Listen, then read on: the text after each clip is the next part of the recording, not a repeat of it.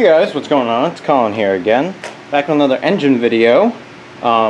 What you are looking at is actually my first antique engine I've ever owned.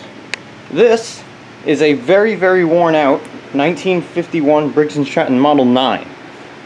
This came off a two-wheel walk-behind tractor that my buddy had. I forget what the brand was. It was something a little unusual. But either way, he took this off. He was going to put a more modern engine on it because this one's so worn out. It really doesn't pay to rebuild it. And he wants to actually use the tractor. So this was sitting out behind his house. He had had his fun with it. He had gotten it running. And I was working with him on a project completely unrelated. And I was talking to him about, you know, how neat I thought some of the antique engines and tractors and stuff were, because he had some of those sitting around his house. I was saying how I'd totally get into the antique small engines if I could find one. And he goes, you know what, I have one, you can have it. I was like, okay, great. So he gave me this thing. I got it running. It didn't take too much because he had already gone through it. The biggest hurdle was the carburetor because, of course, me being young and stupid and not really knowing anything about these, I screwed up the flow jet carburetor taking it apart.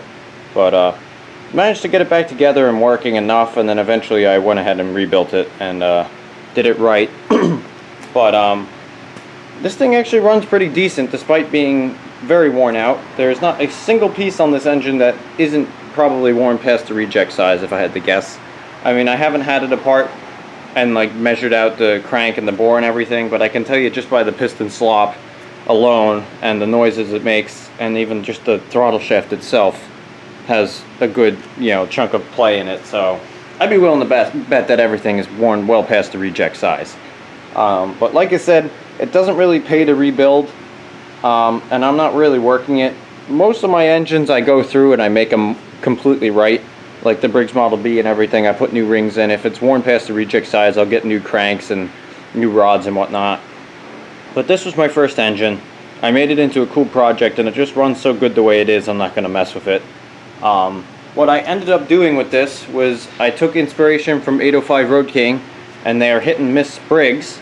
They took a Briggs Model 5 or 6S and they made it into a hit and miss engine, and it is super, super cool.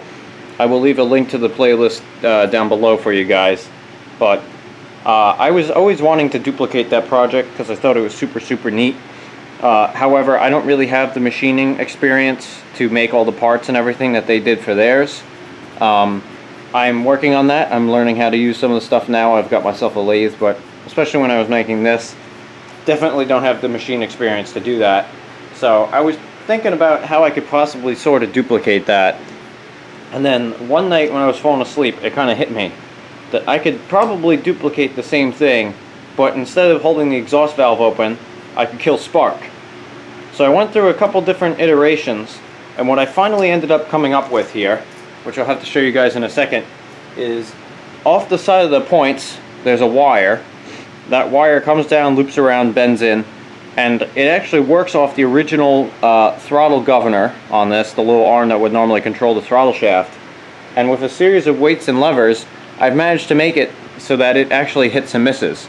So it will fire, get up to speed, and it will ground out the spark, and then once it slows down, it will allow it to spark once or twice just to speed back up. And it's pretty darn convincing, I'll say that much. I'm not usually one to toot my own horn, but it actually came out pretty darn good. And it usually turns some heads at shows. But I've showed this thing in several show videos, and it's gotten some attention from people online here. And while I have a video on this already, it is very old, and I figured it's about time to redo it. So I'm going to take you guys off the tripod quick. I'll show you all the modifications I did to this thing, and then we'll fire it up. Alright, so here we are, over on the points side of things here. These Model 9s have the points box on the side of the engine here, so that made it really easy. This is where the original kill wire would have gone, right there. Took this piece of solid core Romex wire, came down around, mounted on this bolt here for the shroud. And this is the original governor that would have controlled the throttle shaft. And we've got a weight on there to help pull that down. And we went up to the other part of the original governor, which was this pivot, because originally there was a little bracket that came off here and a knob, and that's how you'd adjust the speed. And just very crude. Just got some Romex wire, and we've got washers here so I can vary the weight on that, and I can slide this weight back and forth, and we'll tune it in and set the speed that we want it to hit and miss at. And that's pretty much what happens. It gets up to speed, this comes down, because that's how the original governor works. It's actually like a hit and miss. There's two weights that fly out in there. That will touch that, ground it out, and it will just kind of do this a little bit. And that's how you get your hit and miss. As you can see, I put a big flywheel on the back. That's actually a pulley off an air compressor. They work really good as flywheels, and it's got a fan on it to help cool the thing. This thing runs nice and cool. As you can see on the muffler, there is a stupid amount of oil because this thing just pushes a stupid amount of oil. Might even be possibly a blown head gasket in there, I'm not sure. Carburetor's got the wrong screws in it. I hope you guys can hear that. Got a slight low end clunk to it. The piston moves back and forth about that much. So yeah, it's got virtually nothing for compression either. You can turn this over, it hardly even bounces. Alright, so it bounces a little bit, but not very much, especially considering the weight of this wheel. It should bounce a lot more than that. But there you go. Otherwise, it's pretty much all original. Like I said, I went ahead and I put a different carburetor on it because I screwed the original one up. It's got a newer coil under there too.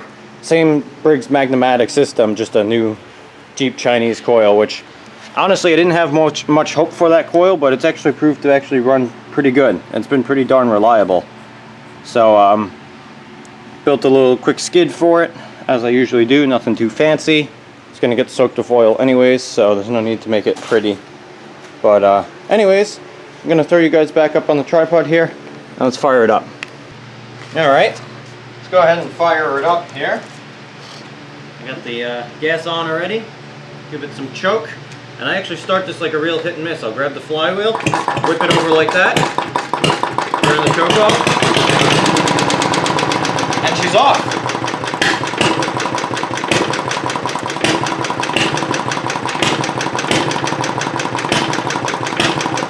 I have it running a touch fast right now. Sometimes it shows I'll run it real slow, but the last show I was actually working the thing, I had something belted up to it, just for shits and giggles, so it's running a touch faster right now. But as you can see, it's blowing smoke. If the conditions are right, this thing will actually shoot smoke rings, which is pretty cool. But if I go ahead and rev it up here, you can see that it's burning an impressive amount of oil.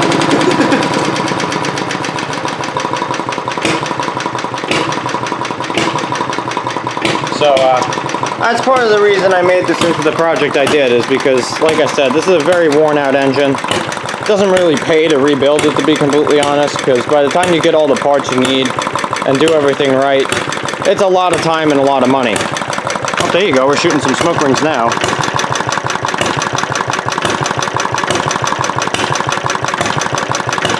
But yeah, so I made it into something a little unique. So you can see here, oh, looks like we got a gas leak. Hang on a second. Well, as luck would have it, the fuel shutoff thing vibrated all the way out, and it was pissing gas out the sediment bowl. But we got that taken care of. You can see our points down here moving. You can see how that's working. You can actually see it sparking a little bit if you look at the right spot.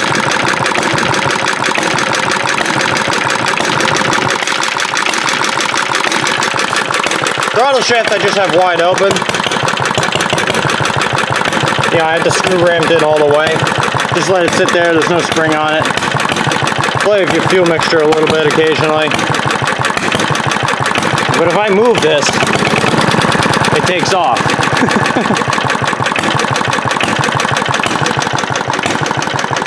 Got some good smoke rings today.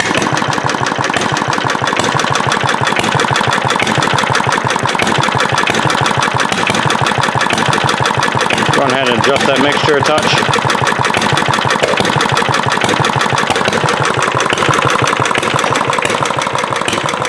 I'm sure the exhaust valves, or I'm sure both valves are way out of adjustment and probably need to be cut, and the seats need to be cut, but again, it's not really worth it.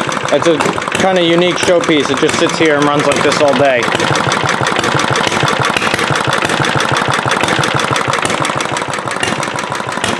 And I don't ever have to worry about lack of lubrication, because as you can see by the amount of oil it's pushing out the exhaust, everything is quite well lubricated.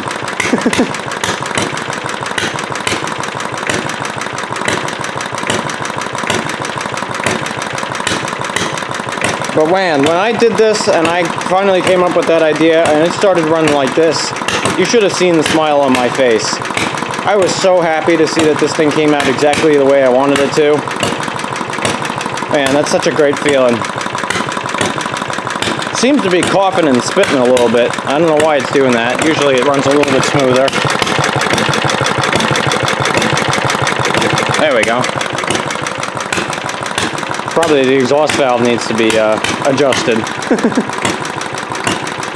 You can run this thing pretty darn slow too, I'll say that much. I've had this running really, really slow. Like you could see the wheel almost pause for a second. But it's a little bit happier at a higher speed like this. I was actually really surprised. I was driving a small blower fan with this at the last show off this pulley, and it was actually keeping up with it pretty good. Of course, it was hitting a lot more often, but it still did it pretty darn well. I'll see if I have a clip of that to put in here. We have the hit and miss Briggs Model 9 actually running a blower. It's actually working today. I've never actually done this before, but Brad talked me into it. Moving a lot of air. I might point this at my seat.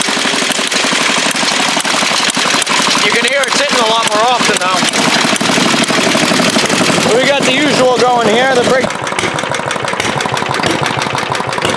But yeah, for the most part, it looks like your stock Model 9 with a wheel on the back for some reason. And then you fire it up and you realize that there's something going on. I get plenty of questions about how this thing works at shows, which is exactly what I was hoping for. Something a little bit different, not just your plain old 1951 Briggs Model 9. But there you go. That's an overview of that engine. Shut it down by just holding this down so it grounds out. Oop, I let off too early. See, you can get it to run real slow like that. But actually, we'll shut it down for real this time. There you go. So there you go. That's the 1951 Briggs Model 9 that I made into a hit and miss. Like I said, I usually don't run engines that are very worn out, but this one's not really worth fixing, and for such a unique little piece like this, I'm going to keep it just the way it is. In fact, over the summer when I was at the Power Association show, I went to start this thing like I showed you before by pulling it up on compression and pulling the wheel through. And I would turn it over and over, and it didn't have any compression. I couldn't feel a bump. And I was like, oh, that's weird. So what I did was I wrapped the rope around it, pulled it, it freaking fired right up and ran great the rest of the day. But anyways, thank you guys for watching. If you like what you see, hit the little like and subscribe buttons. I'd appreciate that. By all means, leave a comment if you have one, and I'll see you in the next one.